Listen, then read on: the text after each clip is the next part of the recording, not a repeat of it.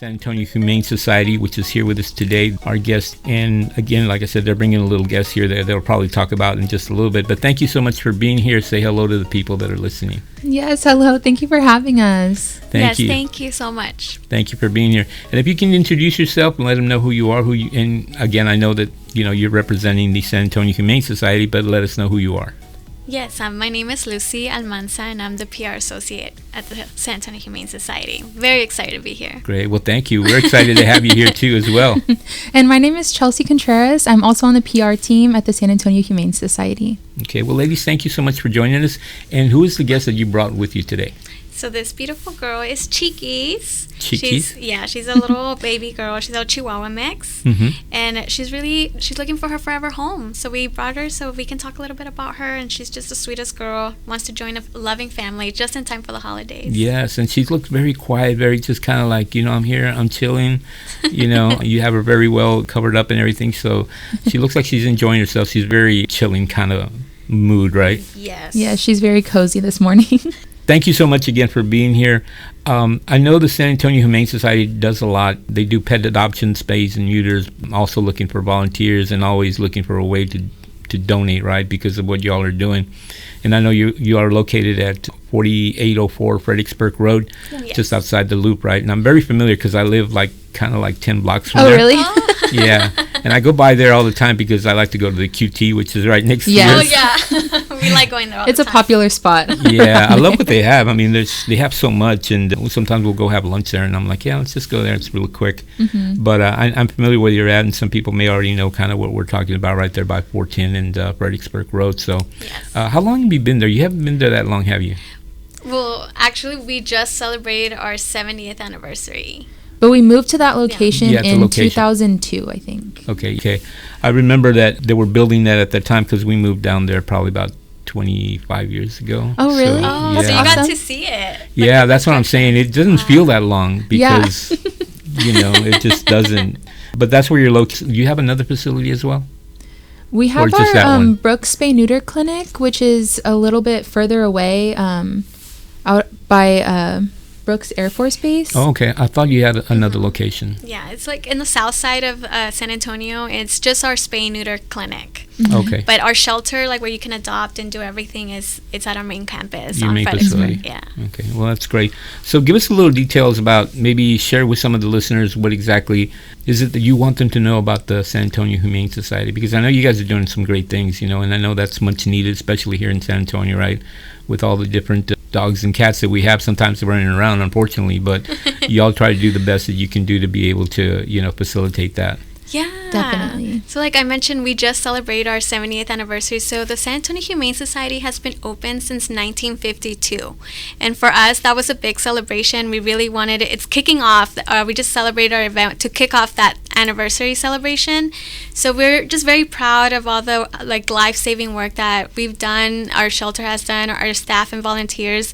They are so amazing. And of course, we do adoptions, spay and neuters, volunteer, fosters, just so many programs to really help our most vulnerable pets. Our mission is to protect and help the lives of dogs and cats in our community. So we're just trying to help them find their forever homes, make sure that they're safe and loved by families. So we just really want to continue our mission and do more. So we also want to highlight how we just opened our Leo Nagler Medical Building, so that allows us to extend our services. So now when our pets come in hurt, we can give them surgeries, specialty surgeries, dentals, like Miss Chickies had a little dental procedure, so now she's pain-free, and just more care for our vulnerable pets, because sometimes they come in a little hurt, a little neglected, A little beaten up, right? Yeah, definitely. Definitely. And that's something that we weren't able to do before. So that building, we opened it in 2020. And since then, I feel like we've been able to really expand all the services that we offer. Spay, neuter, everything like for the public, as well as our wellness clinics. So, and then of course, all the pets that we have at our shelter that get brought in, like we can do so much more for them than we were previously able to. Right. And this is at your facility right now too, right? Yeah. Yes. Everything's being done there. Mm-hmm. Yes. Well, that's great to know, because I know sometimes, like I said, you see some of these pets, or, I know on the past we've kind of seen some pets that may be on the road, they've gotten hit by a car or something. It's like, oh my God, what do you do? So it's good to know that these things are available, especially now that you're, where you're at, and you have those things, additional things that you're being able to do for the dogs and cats, right? It's not just, is it just dogs and cats, or just dogs and cats. Okay. I wasn't sure about that. I was thinking about that because I'm like, sometimes somebody might want to bring like a bird or a snake in there. I'm like, oh my God. Yeah, it's like, will you guys help animals, right? And it's like, you never know. But that's great that you're able to facilitate health and to be able to help the pets, right? Because I know a lot of times you see them, like I said, and your heart goes out to them, because it's like, man, I want to help this pet, because whatever the case may be, and being able to know where to go. What are your hours, your operating hours? So we're open every day from 12 to 7. That's our like adoption hours, but usually when we have intake and stuff, it starts a little earlier. So we have open intake for cats and kittens on Mondays, and that begins at 7 a.m. And it's around like 7 to 10 that they usually have that. And then for puppies and small dogs under 20 pounds are all Mondays and Wednesdays at the same time, like 7 to 10. Okay. Yeah. And as far as like adoption, I know you can adopt them. What is your criteria for that? If somebody, let's say, is thinking about, I know Christmas coming around, right? And sometimes kids, I don't want a puppy, I want this or that. But what is basically your criteria as far as adopting a pet from your facility? Yeah, so people can come in. We ask that everyone spend at least 20 to 30 minutes with the pet that they're interested in. And then after that, they'll be able to go put in an application for adoption. And our adoption team will look over their application and then sit down with them for an interview that's usually about also 20 to 30 minutes. So our adoption team is really good at making sure that like all of our pets go to really great homes, because we make sure that every adopter spends that time and knows the responsibilities that, it entails to have a pet. So that's kind of what they ask, is just to spend some time. They'll go over everything with you, go over the application. I think all that they ask is for you to bring proof of residence and an ID. Yeah, so it's very simple. I always say you can go on the same day, fall in love with one of our pets, and take him home same day. So I always encourage all the families to come visit us, spend some time with our pets. So November is a National Adopt a Senior Pet Month. Oh, okay. So I know it's really important to highlight a lot of our senior pets. I know people get really excited for the puppies and the kittens, and because they're babies. But don't forget about the older ones. That's why we brought Miss Chickies over here, because she's a little senior lady, and I think it's important for us not to forget about our little older pets who are also they lose their home for various reasons, and they end up at the shelter environment, and they just want to be part of a home again. So I think adoptions, it's very simple. We make it very easy. Our staff is great to answer all your questions, and just more importantly, to make sure it's a really good connection between the pet and the family.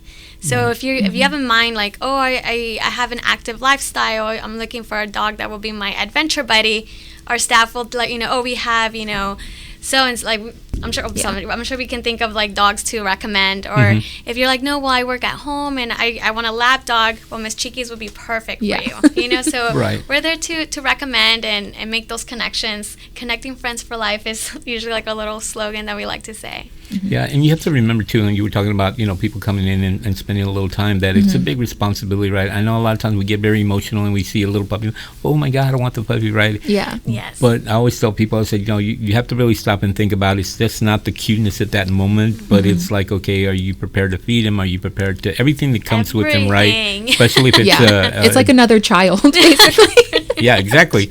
Is it like a dog you can have inside the house, or is it going to be outside the house? And I mean, there's a lot of maintenance involved, let's be honest, right? I mean, I remember I had my first dog, and it's cute and everything, but it's like, oh, my parents say, did you feed the dog? Like, oh, well, you eat, the dog has to eat as well, right? Yes. And so it's very important to know that it's a big decision, right? I know it can't be made specifically on emotional decision, because it's really cute and everything, but after the fact, after a month or two, it's like, oh my God, I got to clean up after him, or he gets sick, or everything. So it's a big responsibility as far as caring for whether it's a dog or a cat. I mean, it doesn't matter, right? Yeah, definitely. We always say it is a commitment. It is someone that you're going to be adding as part of your family. So, like you say, it's not just temporary.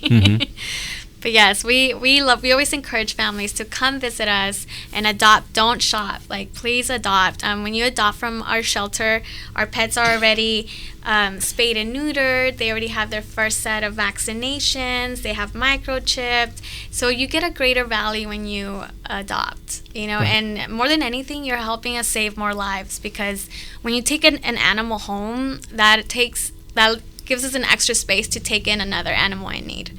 So you're helping them, everyone. You're helping your family grow and add a furry friend to your family, and then you're helping the community for us to intake another, vulnerable pet from the streets. Right, exactly. And I don't know. I know a while back, I think I was hearing that San Antonio had a big problem with a lot of streets and everything. Is that still the case, or has that kind of really been addressed? Or, I mean, how are we as far as the population that's roaming out there? I mean, are we okay, or are we still where we were at? I think there's a great need in San Antonio. I think it's been like this. I think it's something that, because we always say, since Texas, it's kind of our weather, it's always kitten season and puppy season. So it's nonstop. So we're always going to need that demand, I guess, of pets, trying to save them. So we always encourage our community to help us. That's why the donations are such important for us to continue our mission and help each other out with donations, with items too. They go a long way. So everything really goes a long way in helping us continue our life-saving care that we do every day, because we work there, so we see it firsthand.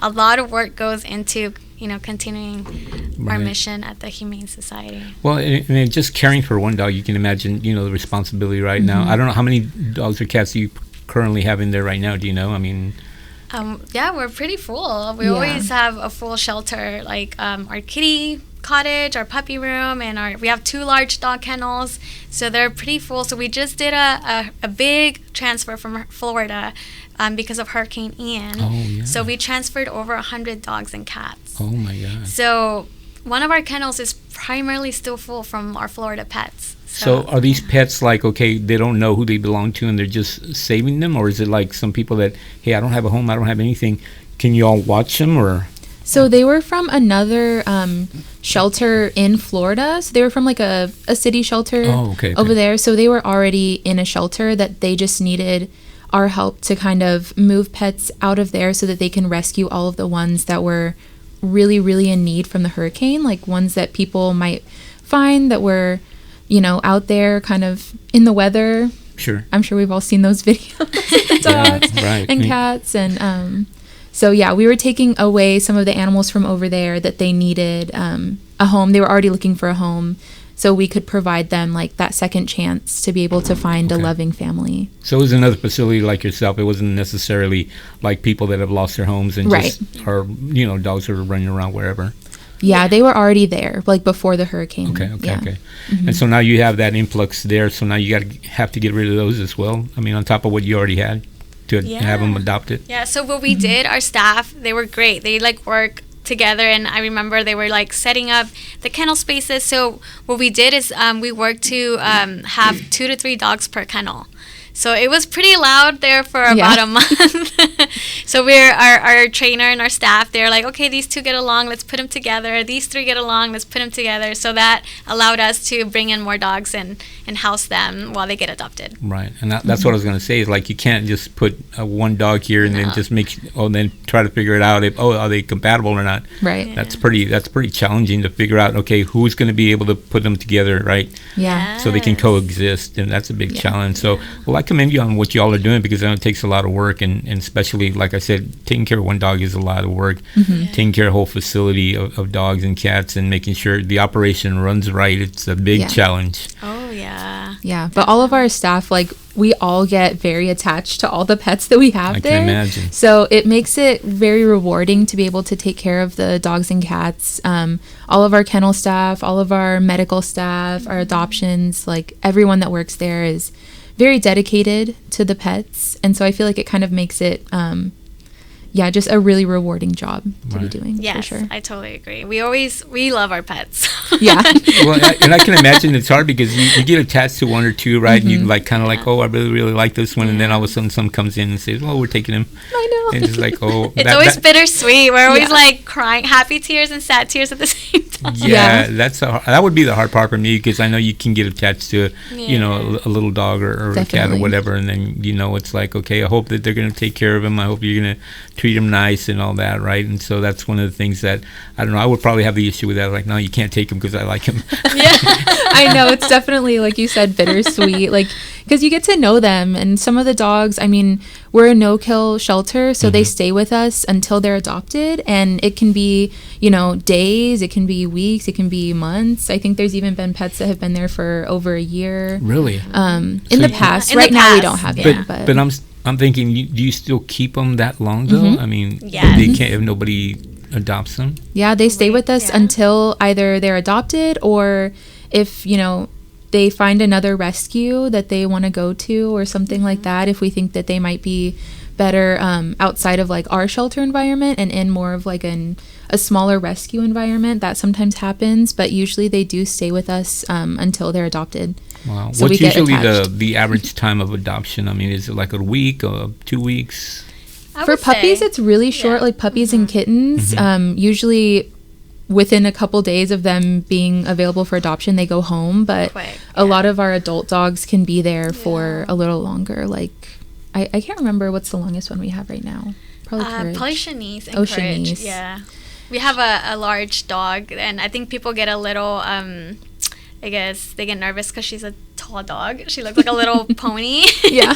Oh my God, really? Yeah, kind of intimidated. But she's intimidated is the word, thank you. But she's the sweetest girl. She's a gentle giant. So what kind of dog is she? Do you know? She's a retriever mix. Oh, okay. Yeah, she's tall. She's really very sweet. She's 6 years old. Her name is Shanice. She's been there for over 100 days now. Yes. Wow. Yeah. So come visit her. Yes. Yeah, so if anybody's out there, maybe, I mean, is she like very kind of docile or quiet or kind of hyper? Or she's a little more active. Like she likes, I know that I've heard some volunteers say that she's known for like her zoomies around the playground. She still has some energy in her. Yeah, so she does like to run around, but I think that she is pretty calm. Like once after she gets her energy out, she's really sweet. She's a sweet girl. She's just a tall lady. That's it. Yeah.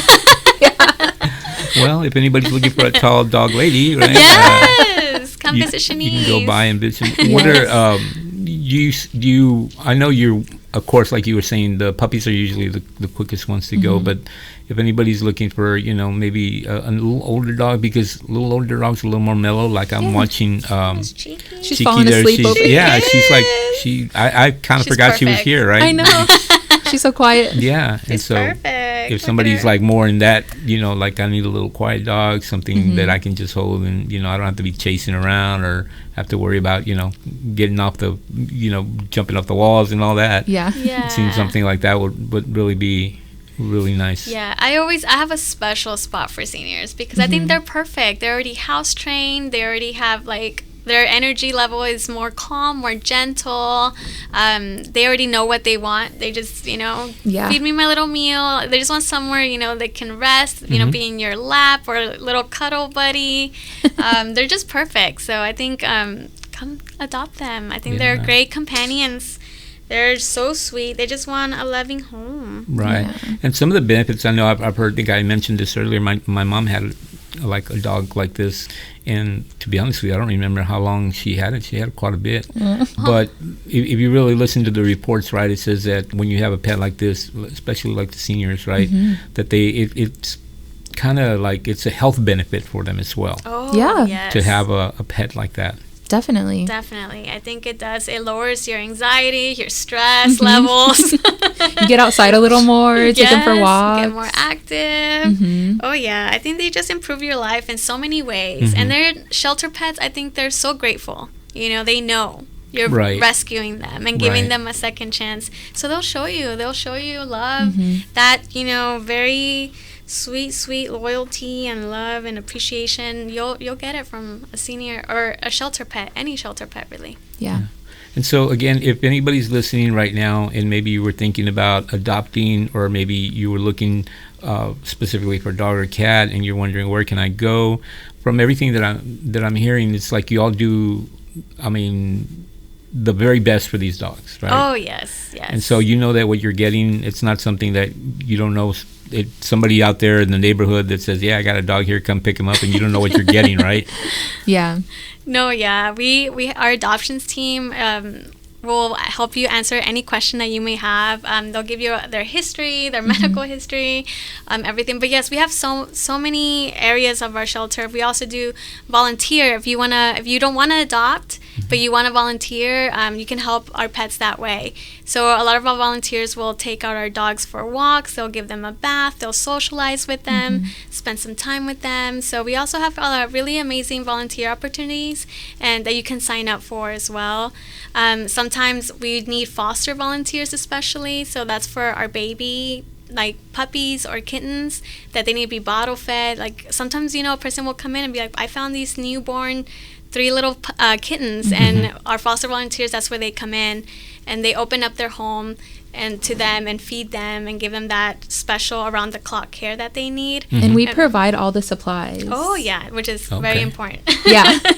Yeah, because that sometimes that can, it's the difference between, well, I barely have enough for myself, much less for a pet. Yes. So we'll help you. Our team is really great at that, and we just have a lot of resources, I think, that we help the community with. But yes, adoption is always like the ones that we always try to talk about. And we do have a couple of adoption events coming up. So for our cats and kittens, we're going to have a special event coming up on November 26th and 27th. So it's a cat named Claus, Kitty Claus. So he wants to help other cats, his cat friends, get adopted too. So he's going to be sponsoring all of the kitty and adult cat adoption fees. That's so awesome. Yeah, it's right after Thanksgiving. Yeah. So come visit us and adopt a kitty friend. And as well, we're going to be doing our Bissell adoption event from December 1st through the 11th. Okay. So you can find all of that on our website. Well, we're at the end of our show. We could keep going. I mean, I know what you guys are doing.